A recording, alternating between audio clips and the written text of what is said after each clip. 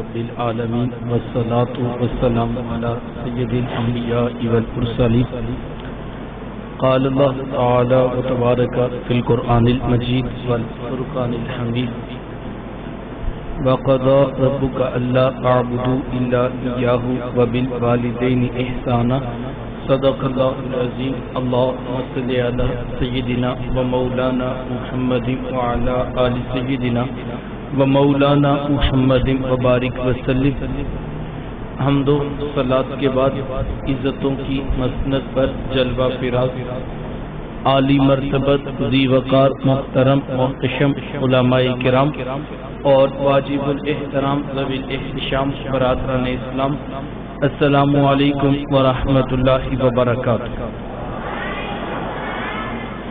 بتوفیق باری تعالیٰ مجھے اور آپ کو درس قرآن مجید کی سعادت حاصل ہو رہی ہے، اور آپ جانتے ہیں کہ آج کی یہ بابرکت نشست برادران محترم محمد حسین مصطفی صاحب کے والد بزرگوار کے اصال ثواب کے سلسلہ میں منعقد ہے. اللہ کی بارگاہ میں دعا گو ہوں کہ اللہ تعالی ہمارے بزرگوں کی بخشش و مغفرت فرمائے، ان کی زندگی بھر کی نیکیاں قبول فرما کر گناہوں سے درگزر فرماتے ہوئے جنت الفردوس میں اعلیٰ مقام نصیب فرمائے. ارشاد فرمایا وَقَضَى رَبُّكَ أَلَّا تَعْبُدُوا إِلَّا إِيَّاهُ، اور تیرے رب نے فیصلہ کر دیا کہ اس کے سوا کسی کی عبادت نہیں. سجدہ صرف اللہ کی ذات کو ہے، اور وہی ذات اس بات کا حق رکھتی ہے کہ انسان کی پیشانی اسی کے آگے جھکے. وَبِالْوَالِدَيْنِ إِحْسَانًا، اور والدین کے ساتھ حسن سلوک کرنا. حقوق والدین کی اہمیت کا اندازہ قرآن مجید کے ان لفظوں سے لگایا جا سکتا ہے کہ اللہ تعالیٰ نے اپنی عبادت کے فوراً بعد متصل جس بات کا تقاضا کیا وہ والدین کے ساتھ حسن سلوک ہے. اس پر اہل علم نے گفتگو کی ہے اور کہا کہ انسان کے وجود کے دو سبب ہیں، ایک سبب حقیقی ہے اور ایک سبب ظاہری ہے. سبب حقیقی ذات باری تعالی ہے اور سبب ظاہری والدین ہے. تو پہلے جز میں سبب حقیقی کے حق کو بیان کیا گیا، تو دوسرے جز میں سبب ظاہری کی طرف توجہ دلائی گئی. ماں باپ اس قدر اہمیت کے حامل ہیں. میرے حضور تشریف فرما تھے، صحابہ بیٹھے تھے کہ دور سے ایک بوڑھی خاتون کو اپنی طرف آتے دیکھا. آقا کریم علیہ السلام کی نظر پڑی تو میرے حضور اٹھ کھڑے ہوئے، میری ماں پکارتے ہوئے اور دوڑ لگاتے ہوئے ان کے قریب پہنچے. پھر کندھوں سے وہ چادر اتار کر نیچے زمین پر بچھا دی جسے میں اور آپ کائنات کا قیمتی اثاثہ سمجھتے ہیں. اپنی والدہ کو اس چادر کے اوپر بٹھائے. یہ آواز اگر بند ہو جائے آسانی ہو جائے گی. حضور علیہ السلام نے ان کو اپنی چادر پہ بٹھایا اور کان لگا کر گھنٹوں ان کی باتیں سنی. اور جب وہ بوڑھی خاتون خود اٹھ کر واپس جانے لگی تو کسی نے راوی سے پوچھ لیا یہ آنے والی خوش قسمت خاتون کون تھی؟ حضور علیہ السلام نے اپنے کندھوں کی چادر ان کے قدموں کے نیچے بچھا دی تو بتانے والے نے بتایا کہ تمہیں نہیں پتا، یہی تو حضور علیہ السلام کی رضائی والدہ حضرت حلیمہ سعدیہ سلام اللہ علیہا. سگی ماں تو سگی ماں ہے. میرے محبوب علیہ السلام نے تو دودھ پلانے والی ماں کو بھی اتنی عزتیں عطا کی. ماں باپ کیا ہوتے ہیں یہ زمانے کو میرے حضور علیہ السلام نے آ کر بتایا. آقا کریم علیہ السلام تشریف فرماتے کہ ایک نوجوان حاضر خدمت ہوتا ہے اور آ کر عرض کرتا ہے کہ حضور جی میں اپنی ماں کو کندھوں پر اٹھا کر اللہ کے گھر کعبہ کا طواف کروایا ہے، تو کیا میں نے اپنی ماں کا حق ادا کر دیا؟ تو حضور فرمایا کہ تم تو اس کی ایک مسکراہٹ کی بدل بھی نہیں دے سکے. ماں جب مسکراتی ہے تو لگتا ہے جنت کی ساری کلیاں کھل اٹھی ہیں. ماں جب بولتی ہے تو لگتا ہے اس کے لہجے میں جبریل بول رہا ہے. ماں کے چہرے کی رونق کائنات میں اجالے بھر دیتی ہے. اور سچی بات ہے یار، ماں کے چہرے کی اداسی کائنات سے روشنیاں چھین لیتی ہے. ماں باپ کس قدر اہمیت کے حامل ہیں کہ اس بات کا اندازہ آپ اس طرح بھی لگا لیجئے کہ اللہ کے رسول صلی اللہ علیہ وآلہ وسلم جلوہ فراز سے کہ ایک نوجوان حاضر خدمت ہوتا ہے اور آ کر عرض کرتا ہے کہ حضور جی میں جہاد پہ جانا چاہتا ہوں، یعنی میں یہ چاہتا ہوں کہ میں ہاتھ میں تلوار پکڑ کر دشمنان خدا اور رسول کے اوپر ٹوٹ پڑوں اور اس راہ میں اپنی جان جیسی متاع عزیز قربان کر دوں. کسی چھوٹے کام کی اجازت طلب نہیں کی جاتی. اتنی بڑی کاز، اتنا بڑا مشن، اتنا بڑا کام کہ جس کے بارے کہا گیا ابھی شہید کے خون کا قطرہ زمین پر نہیں گرتا کہ اس کے ماں قبل کے سارے گناہوں کو بخش دیا جاتا. اتنے بڑے کام کے لیے سائل اجازت طلب کرتا ہے تو میرے آقا کیا پوچھتے ہیں، احی والدہ کا، کیا آپ کے ماں باپ زندہ ہیں؟ قال نعم، جی حضور زندہ ہیں. قال ففیہما فجاہد، اور میں جاؤ ان کی خدمت کرو، یہی تمہارا جہاد. ماں تڑپ رہی ہو، بیٹا جہاد کرے یا تبلیغ، اللہ کا قرب نہیں ملے گا جب تک ساتھ میں ماں باپ راضی نہیں. ماں باپ کو اس قدر اہمیت ہے. یہ بنیادی دین ہے جو اللہ کے رسول صلی اللہ علیہ وآلہ وسلم نے ہمیں دی. یہ کوئی ایسی تحقیقی بات نہیں ہے کہ میں کوئی قضیے کوئی سغرے کبرے ملاتا اور پھر میں آپ سے نتیجہ پوچھتا دیکھیں یہ ثابت ہوا ہے، بتائیں کہ نہ بتائیں. کیونکہ ایسی بات نہیں ہے، یہ بنیادی دین ہے جو ہمیں ملا. اس دین میں آنے والے کو یہ کیا کہا گیا کہ اگر تیرے ماں باپ زندہ ہیں تو ان کی خدمت کر، یہ تیرے لیے جہاد ہے. لیکن افسوس در افسوس آج جس دور سے ہم گزر رہے ہیں، یہ حالت اتنی دردناک ہے معاشرے کی کہ بات یہاں تک پہنچ گئی جناب کہ بوڑھا باپ صبح کے وقت کانپتے لہجے منت بھرے انداز میں بیٹے سے پوچھتا ہے کہ بیٹا آج دکان پہ رش زیادہ ہے، گاہکوں کی بھی بھیڑ ہے، تو میری طبیعت کچھ ٹھیک نہیں، تو بیٹا تم ذرا دکان پہ وقت زیادہ دینا. تو نوجوان آگے سے کیا کہتا ہے، کوئی جیتا ہے تو جیے، کوئی مرتا ہے تو مرے، میں نے جمعرات کو دربار پہ ضرور جانا. یہ دین کس نے سکھایا بھی؟ یہ اللہ کے رسول کی تعلیمات تو نہیں ہے اور نہ ہی یہ دربار والوں کی تعلیمات. یہ آج کے ان پڑھ جاہل کاروباری صوفیوں کا مسئلہ ہے. اگر 50 لوگ ہر وقت ان کے ڈیرے پہ نہ بیٹھے تو جناب ان کا کاروبار نہیں چلتا. لہذا اپنے کاروبار کو چمکانے کی خاطر دین کا فلسفہ، دین کا پیغام موڈیفائی کیا جاتا ہے اور اپنی مرضی کا ایک فلسفہ تراش کر کے اس کو دین کے نام پہ بیچا جاتا ہے. واضح دو ٹوک دین اللہ کے رسول نے ہمیں دیا. کسی سے کچھ نہیں ملے گا جب تک ساتھ میں ماں باپ راضی نہیں. یہ بنیادی دین ہے. اور میں آپ کو یہ بات بھی کہنا چاہوں گا کہ اس دورے پر فتن کے فتنوں پر اگر ہم غور کریں تو یہ موضوع بھی اب ڈیبیٹیبل ہو گیا. مجھے کسی دوست نے بتایا کہ سوشل میڈیا پہ جناب بحث چل رہی ہے اور یہ بات بتائی جا رہی ہے کہ اگر ماں باپ نیک ہوں تو پھر ان کا ادب ہے اور اگر وہ نیک نہ ہو تو ان کا ادب. یہ نئی تحقیق آ رہی ہے. تو میں نے کہا مجھے بتا دیجئے نیک ہوں کہ نہیں ہے، اس کا فیصلہ کیسے ہوگا؟ یہ بھی ایک موضوع پر مناظرہ پھر اس پہ بھی ہوگا. یہ خوبیاں ہوں تو نیک ہے اور وہ ہر کسی کے لیے الگ ضابطہ ہے. کوئی تہجد گزار کو نیک کہتا ہے، کوئی سچ بولنے والے کو نیک کہتا ہے. تو اس کا مطلب یہ تو پھر ماں باپ کا ادب کا فیصلہ تو بڑا آگے جا کے ہوگا، پہلے تو اس پہ مناظرے ہوں گے. تو میرے حضور تو ایسا دین نہیں دے کر گئے.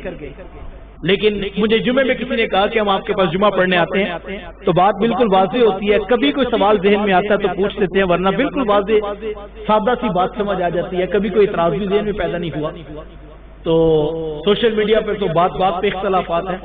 میں کہا اس کا مسئلہ یہ ہے اگر سادہ سچا کھرا سیدھا سیدھا دین بتا دیا جائے تو جناب یوٹیوب کا چینل ریٹنگ نہیں پکڑتا. جناب مسئلہ یہ ہے پھر کلپ وائرل نہیں ہوتا. تو مسئلہ یہ پیڑ کا دھندا جناب. کوئی نہ کوئی اختلاف تو نیا لانا پڑے گا. اختلاف بھی پرانے ہیں, لوگ سن سن کے تھک گئے. تو اب کوئی نیا اختلاف آئے گا تو ریٹنگ بڑھے گی. دیکھو فلاں نے کہہ دیا جناب کہ ماں باپ بھی نیک ہوں تو پھر ادب ہوگا. تو میں کیا کس قدر گندگی اور غلاظت سوشل میڈیا پہ آ گئی کہ یہ دین کی بنیادیں ہیں. مجھے بتائیں کیا یہ بھی فیصلہ کرنا پڑے گا کہ ماں باپ کا ادب ہے کہ نہیں, اور یہ نیک ہو تو پھر ادب ہوتا ہے. اللہ اکبر, کاش ہم اس کے اوپر غور کرتے. تو میں نے کہا یہ تو پھر ابھی تحقیق ہوگی, مناظرہ ہوگا, پھر اگلا چینل آئے گا, اگلا یوٹیوبر آئے گا اور وہ نیا اینکر پرسن بٹھائے گا اور وہ نیا پوڈ کاسٹ کرے گا اور پھر ہم فیصلہ کریں گے نیکوکار ہونے کے لیے ضابطہ کیا ہے. میرے حضور ایسا دین تو امت کو نہیں دے کر گئے. میرے رسول نے تو 14 صدیاں قبل اعلان کیا تھا الیوم اکملت لکم دینکم. کہا آج میں محمد تمہارا دین مکمل کر کے جا رہا ہوں. دین مکمل ہے. یہ ریٹنگ کا مسئلہ جو اختلافات ہے نا, لوگ کہتے ہیں پتہ ہی نہیں لگتا. کیوں نہیں پتہ لگتا جناب؟ واضح دین ہے. اللہ کے رسول 14 صدیوں سے دے کر گئے. یہ آج کے سوشل میڈیا کے آ کر بیٹھنے والوں کی مرہون منت تو دین نہیں ہے. میرے محبوب علیہ السلام نے فرمایا تھا میں تمہیں ایک ایسا دین دے کے جا رہا ہوں جس کے دن تو روشن ہے ہی ہیں, اس کی راتیں بھی چڑھے ہوئے دنوں کی طرح روشن. تو اصل مسئلہ اختلاف پہلے بنایا جاتا ہے کیونکہ وہ مجھے کسی نے کہا نئی بات سنائی دیے. تو میں کہ یہ نئی بات تو اختلاف کے ساتھ ہی آئے گی, ظاہری بات ہے. پھر اس پہ ریٹنگ بھی ہوگی, پیج بھی وائرل ہوگا اور یہ قوم اس جانب پھر لگ بھی جاتی ہے اور جو ہے وہ باتیں پھر آگے بڑھتی بھی ہیں. کاش ہم بنیادی دین سیکھ لیں اور وہ دین بنیادی واضح ہے. حضور علیہ السلام نے ماں باپ کا ادب تو پھر ماں باپ کا ادب جس پہ درجنوں قرآن کی آیات موجود ہے. لیکن حضور علیہ السلام نے فرمایا جو اپنے بڑوں کا ادب نہیں کرتا, چھوٹوں پہ شفقت نہیں کرتا, وہ ہمارے ساتھ نہیں ہے. یہ بنیادی دین تھا. لیکن یہ بھی موضوع اختلاف کی بھینس چڑھ گیا اور اب یہ فیصلہ کرنا پڑے گا جناب ماں باپ نیک ہوں تو پھر ادب ہوتا ہے, جبکہ قرآن نے تو واضح کہا تھا. اللہ اکبر. اگر رسول اللہ کی تعلیمات دیکھیں تو دین بنیادی ہمیں بتاتا ہے کہ ماں باپ اگر کافر بھی ہوں تو ہمیں تو دین یہ بتاتا ہے دنیا کے معاملے میں پھر بھی اچھا سلوک کرنا. صرف رب کی نافرمانی نہ ہو. بلکہ علماء نے مثال لکھی اور کہا اگر ماں کافرہ ہو اور وہ کہے بیٹا مجھے بت خانے میں چھوڑا تو بیٹا بات نہیں مانے گا. لیکن اگر بت خانے سے ماں کال کرے اور کہے بیٹا مجھے گھر چھوڑا تو کہا بیٹا بات مانے گا. دین تو بنیادی ہمیں واضح دیا گیا, لیکن اختلافات کی بھیڑ چڑھا اور یہ کلچر جو ہے وہ سر عام بکنے لگا کہ ہمیں نوٹ کمانے ہیں اور پیج کی ریٹنگ کی خاطر ہر چیز اختلاف کی نظر کر دی. کاش ہم دین بنیادوں سے لیں اور رسول اللہ کا دین کتنا خوبصورت دین ہے. اللہ اکبر. میرے حضور فرماتے ہیں اگر کوئی محبت کی نگاہ سے اپنے باپ کے چہرے کو دیکھے اللہ اس کو ایک مقبول حج کا ثواب دے گا. اللہ اکبر. یہ دین ہمیں حضور نے دیا. کسی نے کہا حضور اگر کوئی 2 مرتبہ دیکھے, کہا کہ اللہ اس کو 2 حج کا ثواب دے گا. عرض کی حضور اگر کوئی 3 مرتبہ دیکھے, کہا تم دیکھتے تھک جاؤ گے, وہ ثواب دیتا ہوا نہیں پوچھے گا. اللہ اکبر. بیٹا باپ کو دیکھے محبت کی نگاہ سے تو اللہ ایک حج کا ثواب دیتا ہے. بیٹا باپ کے چہرے کو دیکھے اور اگر بیٹا اتنا نیکوکار اطاعت گزار ہو کہ باپ محبت کی نگاہ سے دیکھے تو مجھے بتاؤ پھر اللہ اس کو کیا کچھ نہیں عطا کرے گا. تو ماں باپ کی خدمت یہ بنیادی ہے. لیکن افسوس کوئی کہتا ہے کہ عرس پر نہیں آؤ گے تو قرب نہیں ملے گا, کوئی کہتا ہے جمعرات کی حاضری قضا نہیں ہونی چاہیے, کوئی کہتا ہے تنظیمی سیٹ اپ کی رخصت نہیں مل سکتی ہے, اور کوئی کہتا ہے کہ پیر صاحب کے ڈیرے پہ بیٹھنا پھر تمہیں قرب ملے گا. میں آپ کو بنیادی دین سکھاتا ہوں. اللہ اکبر. کتنی بڑی بات ارشاد فرمائی. فرمائے رضا اللہ فی رضا الوالد و سخط اللہ فی سخط الوالد. میں جس کا باپ راضی ہے ہم ضمانت دیتے ہیں اس کا عرش کا رحمان بھی راضی ہے, اور جس کا باپ ناراض ہے اس کا عرش کا رحمان بھی ناراض ہے. یہ کہیں نہیں روایت ملے گی اس کی حاضری قضا ہو گئی تو جو ہے وہ اللہ کا قرب نہیں ملے, یہ کہیں پر بھی نہیں ملے گا. لیکن باپ ناراض ہو گیا تو رب ناراض ہو گیا. میں آپ کو ایک اور بات کہتا ہوں. کسی جگہ سے مجھے اور آپ کو یہ خبر ملے, کوئی وقت کا محدث بتا دے کہ بیٹا فلاں پہاڑ کی اوٹ میں ایک نیک بزرگ رہتے ہیں، تہجد گزار ہیں، شب زندہ دار ہیں، عبادت گزار ہیں، بیٹا ان کی صحبت پہ بیٹھو تو تمہیں اللہ کا قرب ملے گا۔ کوئی بتا دے جناب کہ فلاں دریا کے کنارے ایک اللہ والا رہتا ہے، تو میرا خیال ہے ہم میں سے ہر شخص اپنے سارے کام کاج چھوڑ کر اس شخص کی صحبت میں بیٹھے۔ انسان کی تڑپ ہے کہ کہیں سے مجھے اللہ کا قرب مل جائے، لیکن اس بات پر پورا یقین سے میں کہتا ہوں کسی کے بارے میں بھلے وہ کتنا ہی نیکوکار کیوں نہ، کوئی شخص 100% تیقن سے نہیں کہہ سکتا کہ فلاں کی خدمت کرو، فلاں کی بات مانو، فلاں کی اطاعت کرو 100% ضمانت ہے تمہیں اللہ کا قرب ملے۔ کسی پیر صاحب کے بارے میں، کسی بڑے سے بڑے شخص کے بارے میں کوئی شخص ضمانت سے نہیں کہہ سکتا۔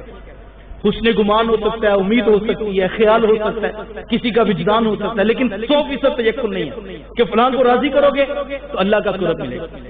لیکن جن بابا جی کا میں تعارف کروا رہا ہوں ان کے بارے میرے رسول کی بشارت ہے، بوڑھے باپ کو راضی کر لو رب رحمان بھی راضی ہو جائے گا۔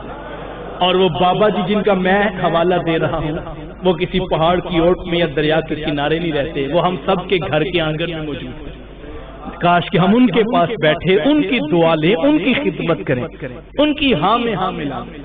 حدیث نعمت کے طور پہ کہنا چاہوں گا، ہمارا ہفتہ وار اتوار کا درس حدیث شریف ہوتا ہے، تو ہمارے ایک دوست تھے، تو وہ کچھ دنوں سے، کچھ اتواروں سے وہ ہفتہ وار نشست میں نہیں آ رہے تھے، تو میں نے بھی کسی سے کہا کہ پتہ کیجئے گا خیریت ہو، وہ اب آ نہیں رہے، کوئی ناراضگی تو نہیں ہے یا خیر ہو؟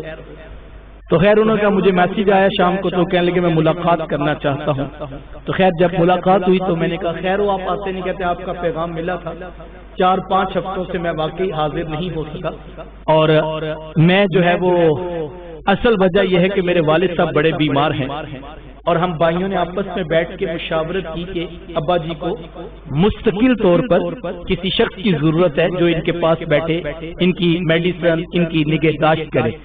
تو کہتے کہ پھر بھائیوں نے کہا کہ ہم سب ہی دکان پر ہوتے ہیں، کام کاج کی ذمہ داریاں ہیں، لیکن چونکہ آپ کے ساتھ ابا جی کی اٹیچمنٹ زیادہ ہے تو کاروبار تو سمجھائیے، تو آپ کے حصے کا کام ہم کریں گے اور آپ 24 گھنٹے ابا جی کی خدمت کے لیے بیٹھیں۔ تو پھر کہتے میں نے بھی سعادت اور خوشی سمجھی، تو بھائیوں کا فیصلہ بھی یہی تھا کہ یار ہم بھی بیٹھ سکتے ہیں، لیکن چونکہ آپ کے ساتھ اٹیچمنٹ ہوتا ہے، بعض ساتھ والد صاحب کی، والدہ کی، کسی ایک بچے کے ساتھ زیادہ ہوتی ہے، کھل کے بات کر لیتے ہیں، ان کے ساتھ محبت سے ڈانٹ بھی لیتے ہیں تو بات دل کی بھی ہو جاتی ہے۔ تو کہتے چونکہ میرے ساتھ ایسا تعلق تھا تو اب یہ سعادت 4-5 ہفتوں سے میرے پاس ہے، میں بس دن کے وقت کچھ دیر سوتا ہوں، ساری رات ان کے پاس بیٹھتا ہوں، 24 گھنٹے انہیں کے کمرے میں ہوتا ہوں، اور جب اتوار کا دن آتا ہے، صبح کا وقت ہوتا ہے، تو میرا جی چاہتا ہے کہ میں بھی جا کے اتوار کو درس حدیث سنوں، لیکن جو دین سیکھا ہے وہ تو یہی سمجھ آیا تھا، تو 4-5 ہفتوں سے میں حاضر نہیں ہو سکا، تو آج آپ سے معذرت کرنے آیا ہوں کہ میں اجازت بھی لینے آیا ہوں اور معذرت بھی کرنے آیا ہوں کہ میں شاید اب دوبارہ جو ہے وہ اس حدیث شریف کی نشست میں نہ بیٹھ سکوں۔ تو میں نے کہا آپ معذرت کر رہے ہیں، میرا دل آپ کو دعائیں دے رہا ہے کہ آپ کو جو سکھانا چاہتا تھا وہ سیکھ لیا آپ نے، اور جو سیکھ لیا اب عملاً اس کا نبھانے کا وقت آیا۔ تو میں نے کہا خوشی اس بات کی ہے کہ آپ کو فیصلہ کرتے وقت میرا خیال نہیں آیا کہ ناراض ہو جائیں گے، آپ کو خوشی، اور مجھے اس سے زیادہ خوشی ہو رہی ہے جو سکھانا چاہتا تھا وہ سیکھ لیا آپ نے۔ تو میں نے کہا میری بات پوچھیں تو آپ جلدی جلدی ابھی بھی یہاں سے اٹھ کے چلے جائیں اور جا کے بوڑھے باپ کی خدمت میں بیٹھ جائیں، اس سے بڑا کوئی وظیفہ نہیں، اس سے رب کا قرب ملتا ہے۔ تو اصل چیز یہ ہے کہ ہم بنیادی دین کو سیکھ لیں۔ ہمارے ہاں عمومی طور پہ رویہ یہ بن گیا قوم کا، ہم کسی بڑے انقلاب کا انتظار کر رہے ہیں، ہڑتالیں ہوں گی، جلوس نکلیں گے، ٹوٹ پھوٹ اور پتہ نہیں توڑ پھوڑ چلے گی، اور پھر انقلاب آئے گا، کوئی ایسا سالے لیڈر آئے گا اور پھر سارا نظام بدل جائے گا۔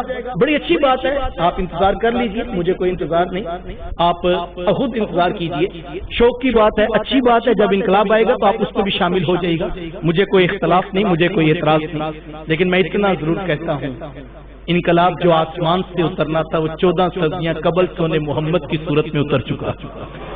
اس انقلاب کے 30 پارے ہمارے گھروں میں موجود ہیں، جب تک ہم ان 30 پاروں کا نصاب نہیں لائیں گے انقلاب کہیں سے نہیں۔ یہ سیدھی سادی بات ہے، جتنی قوموں نے انقلاب لائی وہ غیر مسلم اقوام بھی تھی، آپ ان کے کردار، ان کی داستانیں پڑھیں، ہو سکتا ہے انہوں نے سونے رسول کا کلمہ نہ پڑھا ہو، لیکن فارمولا اس زمین پر انقلاب کا وہی ہے جو قرآن مجید سے دیا، سچ، اخلاق، دیانتداری، امانتداری، محنت، یہی چیزیں نتائج پیدا کرتی ہیں۔ تو خیر موضوع بکھر نہ جائے، تو بنیادی دین مجھے اور آپ کو رسول اللہ صلی اللہ علیہ وآلہ وسلم نے دیا کہ تم اپنے ماں باپ کی خدمت کرو۔ عموماً قدر نعمت زوال نعمت کے بعد ہوتی ہے۔ جس وقت ماں باپ موجود ہوتے ہیں اس وقت جو ہے وہ قدر نہیں ہوتی۔ پتہ اس وقت لگتا ہے جب گھر سے چارپائی اٹھ جاتی ہے اور پھر احساس ہوتا ہے کہ کتنی گھنی چھاؤں تھی جس کے نیچے میں بیٹھا ہوا تھا، اور کتنی مصیبتوں کے پہاڑ تھے اور کتنی آفتوں کے دریا تھے جو میرے بوڑھے باپ کی دعاؤں نے، میری ماں کے اٹھے ہوئے ہاتھوں نے روک رکھے تھے۔ اس قدر دانی کو پہچانیے، اپنے گھروں میں وقت دیجیے۔ نوجوانوں سے بالخصوص کہنا چاہوں گا، بوڑھے ماں باپ کے پاس بیٹھ جائیے اور ان کی ہاں میں ہاں ملا۔ اختلاف کا وقت تھوڑا ہوگا لیکن نفرت بہت زیادہ بڑھ جائے گی۔ ساری زندگی بات کر چھوٹی چھوٹی باتوں پہ نوجوان الجھ پڑتے ہیں، ایسے نہیں کرنا، ایسے کرنا، ایسے نہیں کرنا، ایسے کرنا۔ میں اپنی مرضی سے زندگی گزارنا چاہتا ہوں، آپ کون ہوتے ہیں مجھے روکنے والے؟ میں کہتا ہوں میاں ساری زندگی اپنی مرضی سے گزارنی ہے۔ یہ چند دن چند مہینوں کی کہانی ہے۔ کوئی نہیں پوچھے گا کہ بیٹا ایسے کیوں کر رہے ہو، ایسے نہ کیا کرو۔ کوئی نہیں کہے گا رات لیٹ کیوں آتے ہو، صبح جلدی اٹھ کے کیوں چلے جاتے ہو۔ اپنی مرضی سے آؤ گے، اپنی مرضی سے چلے جاؤ گے، لیکن چار پائی خالی نظر آئے گی اور دم گھٹنے لگے گا۔ ان تنہائیوں میں کوئی پاس بٹھا کر سر پہ شفقت کا ہاتھ نہیں رکھے گا، لیکن اس وقت کا پچھتانا، قبر پہ آنسو بہانا یا پھول رکھ کے اپنے دل کی ڈھارس بندھانا، اس سے 100 درجہ بہتر ہے آج زندہ ماں باپ کے ساتھ ہاں میں ہاں ملا دیجیے، ان کے ساتھ کھڑے ہو جائیے۔ ان کو کچھ نہیں چاہیے۔ بعض اوقات ہم سمجھتے ہیں ہم نے روٹی دے دی، کپڑے اچھے دے دیے، کھانا دے دیا، میڈیسن لا دی، یہ ضروری چیزیں ہیں، یہ تو کرنی ہی کرنی ہے۔ ان کو ہمارے میٹھے لہجے کی، ان کو پیار بھری باتوں کی ضرورت ہوتی ہے۔ قرآن نے اسی مضمون کو بیان کیا، اما یبلغن عندک الکبر احدہما او کلاہما فلا تقل لہما اف۔ کہا اگر ان میں سے کوئی ایک یا وہ دونوں، تیری مرضی، دونوں تجھے میسر آ گئے اور بڑھاپے کی عمر کو آ گئے۔ اب ظاہر بات ہے ماں باپ بوڑھے ہو گئے ہیں، اولاد جوان ہے، بیٹے کی اپنی روش ہے، وہ جدید سائنس علوم سے بہرہ ہے، دماغ اس کا آسمانوں کو چھو رہا ہے، تخیل کی پروازی بہت بلند ہے، جدید علوم نے اس کی دسترس اتنی مضبوط کر دی ہے، اس کو اپنی عقل پر بھی اعتماد ہے، اپنے علم پر بھی اعتماد ہے، اور بوڑھے باپ کی وہی پرانی روش ہے اور بوڑھے باپ کا وہ مزاج ہے۔ وہ 60-70 کی عمر میں ہے اور یہ 30-35 کی عمر، ظاہری بات ہے مزاج مختلف ہو گئے، اختلافات بڑھنے لگے۔ وہ اپنے مزاج کے مطابق سوچتے ہیں، یہ سائنس، ٹیکنالوجی اور جدید علوم کے ساتھ بات کرتا ہے، اختلاف بڑھا تو اس کا لہجہ اونچا ہونے لگا۔ تو قرآن نے کہا نہیں، فلا تقل لہما اف، ان کو اف تک نہ کہنا، یہ کوئی پرائے نہیں ہے، یہ تیرے ملازمین نہیں ہے۔ آج تیری ہے، تیرے لہجے کے اندر جادو ہے، تو علم، عقل، فہم، ادراک، سائنس، ٹیکنالوجی اس سے مزین ہے، لیکن تو ذرا پیچھے پلٹ کر تو دیکھ، تجھے روٹی کہنا نہیں آتا تھا، ماں سمجھ جاتی تھی روٹی چاہیے۔ تجھے پانی مانگنا نہیں آتا تھا، ماں سمجھ جاتی تھی اب دودھ چاہیے، اب پانی چاہیے۔ تیرا اب واسطہ ان کے ساتھ ہے جنہوں نے تجھے چلنا نہیں آتا تھا، انگلی پکڑ کے تجھے چلنا سکھایا۔ تو آج ان کے سامنے علم کی جو ہے وہ باتیں کرتا ہے اور کہتا ہے دیکھو مجھے سارا کچھ پتا ہے۔ فلا تقل لہما اف، ان کو اف تک نہ کہنا۔ مالک میں بات تو کرنا چاہتا ہوں، میں اختلاف رائے رکھنا چاہتا ہوں، کہا ضرور رکھ لیجئے۔ ولا تنہرہما، ان کو جھڑکنا بھی نہیں۔ وقل لہما قولا کریما، ان کے ساتھ بات کیسے ہونی چاہیے؟ کولے کریم کے ساتھ بات ہونی چاہیے، نرم لہجے کے ساتھ بات ہونی چاہیے۔ واخفض لہما جناح الذل من الرحمہ، ان کے لیے عجز کے، رحمت کے بازو کو پھیلا کے رکھنا۔ کتنی راتیں ماں، سردی اور جھاڑے کی راتیں ماں گیلی جگہ پہ سوتی تھی، تجھے پاک جگہ پہ رکھتی تھی۔ تو بھول گیا آج تیرا طوطی بولتا ہے، لیکن تو پلٹ کر تو دیکھ، تو کس کے سامنے کھڑا، جس نے تجھے چلنا سکھایا، جس نے تجھے بولنا سکھایا، جس نے تجھے جو ہے وہ سلیقہ سکھایا، جس نے تجھے ایک ایک ادا سکھائی۔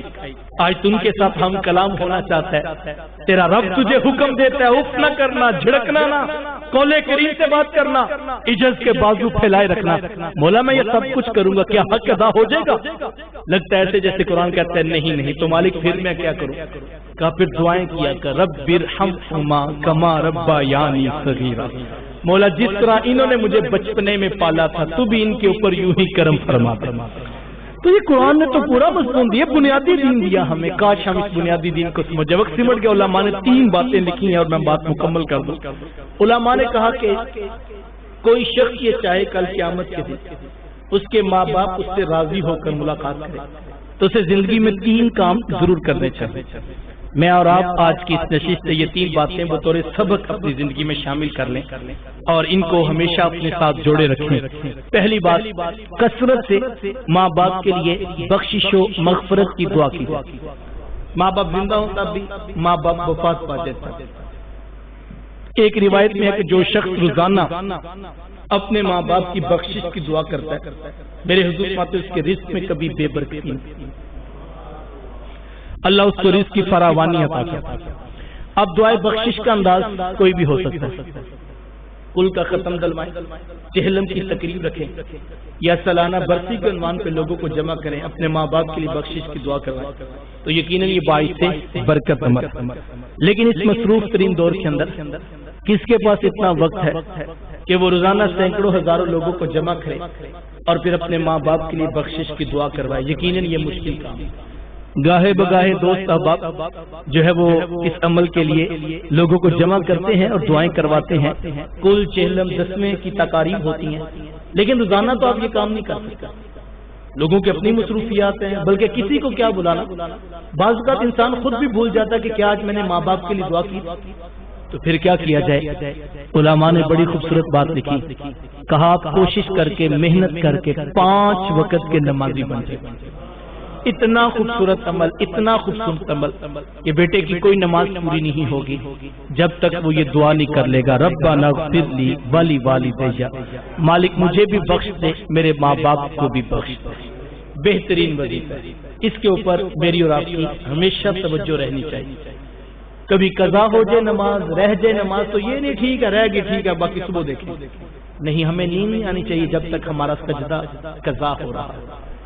سب سے پہلے، سب سے آخر میں سونے وقت محاسبہ کر لیں، کیا میری نمازیں پوری ہیں؟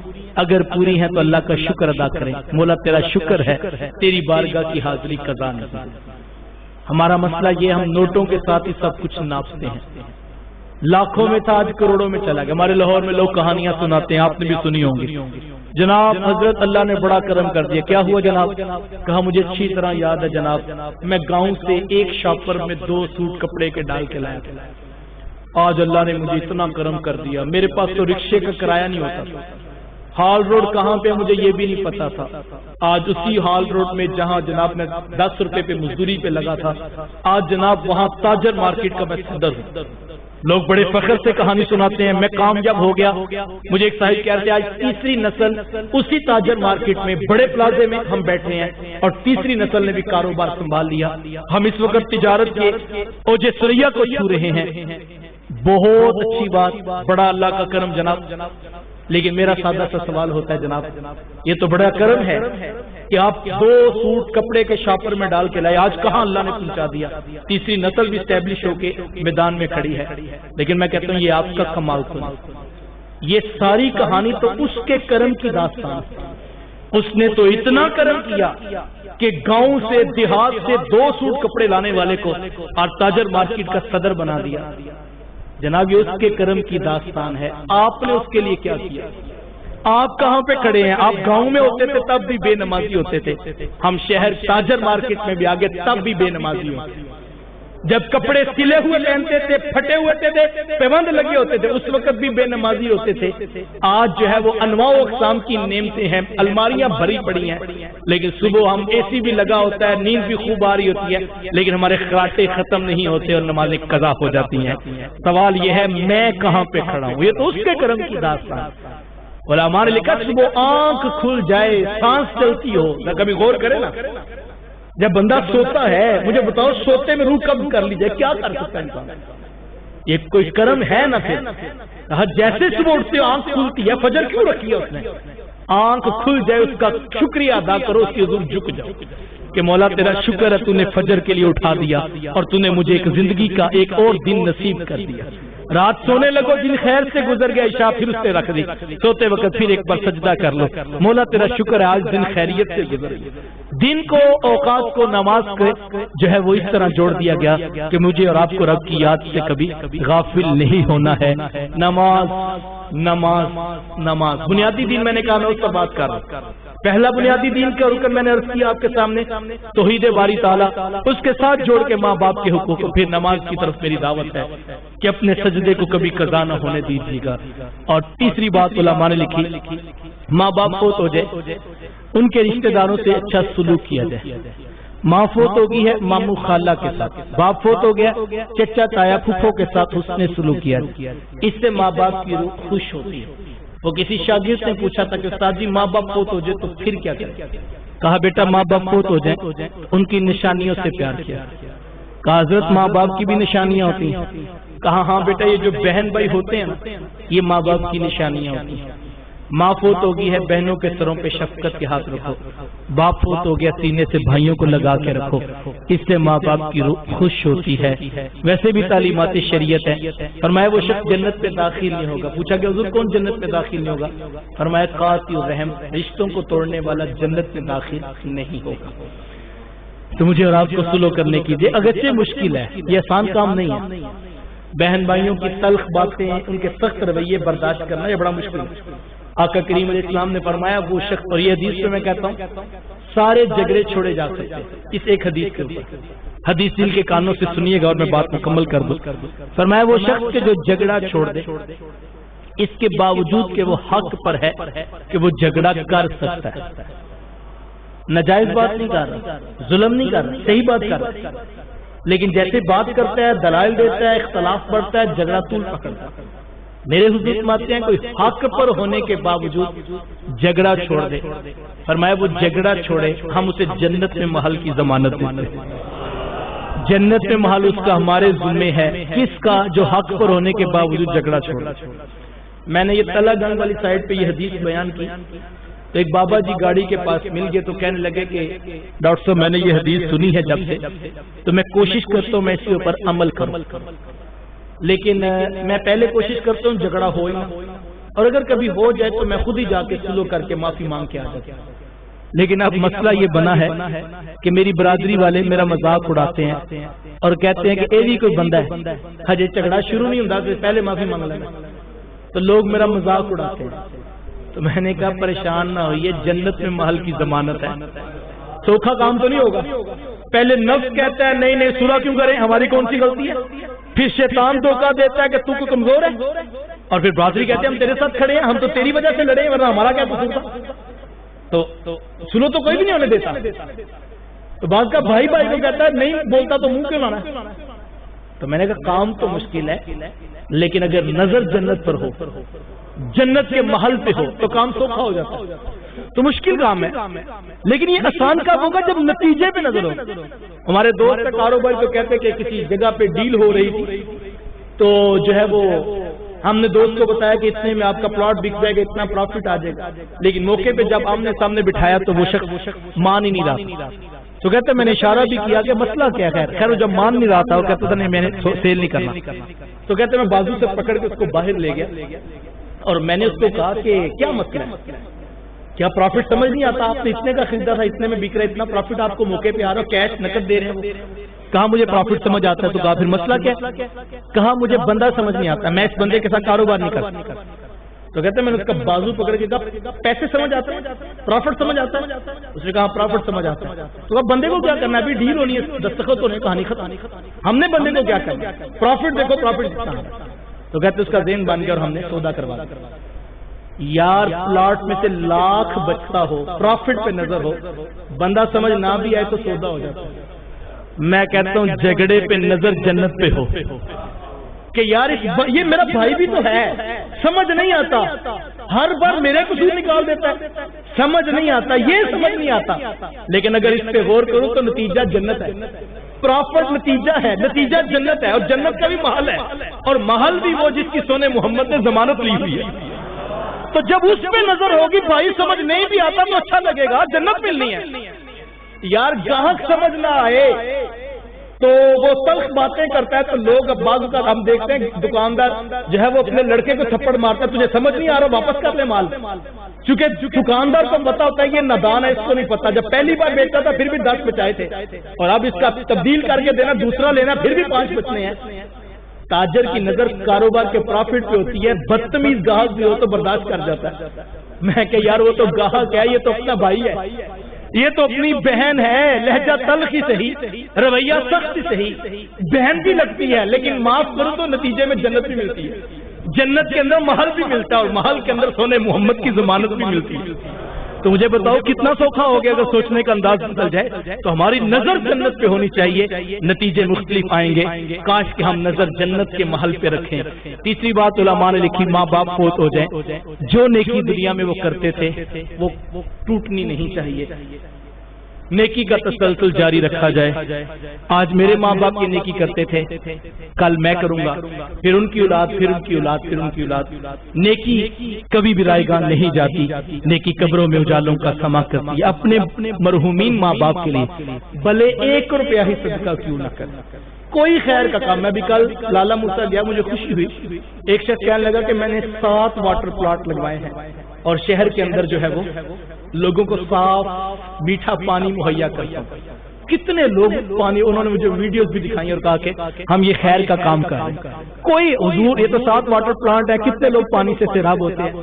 اور آقا کریم علیہ السلام نے فرمایا تھا اگر تم راہ خدا میں 1 کھجور بھی صدقہ کر دو، فرمایا اس کی رحمتوں سے بعید نہیں، وہ اس کھجور کا صدقہ تمہیں جہنم سے آزاد کر دے گا۔ 1 کھجور بھی قبول۔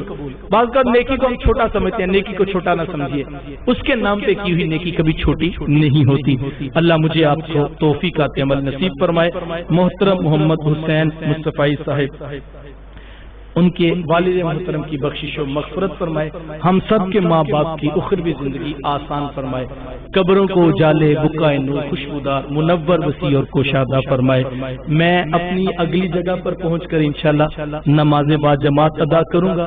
آپ احباب بھی اگر اپنی مسجد میں پہنچ سکے تو نماز کا ضرور خیال کیجیے گا، اور اگر یہاں پر ہی آپ نماز ادا کریں گے تو نماز کے وقت کا ضرور ہمیں خیال رہنا چاہیے، نماز با جماعت ہی ادا کرنی ہوگی۔ اللہ مجھے آپ کو توفیقات عمل نصیب فرمائے، آمین۔ اللہم صلی علی سیدنا و مولانا محمد مبارک وسلم۔ میرے مالک جو کہا جو سنا عمل کی توفیق عطا کر، یہ محض کانوں تک نہ رہ جائے، ہمارے عمل کا حصہ بنا دینا، ہماری روح میں اتار دینا۔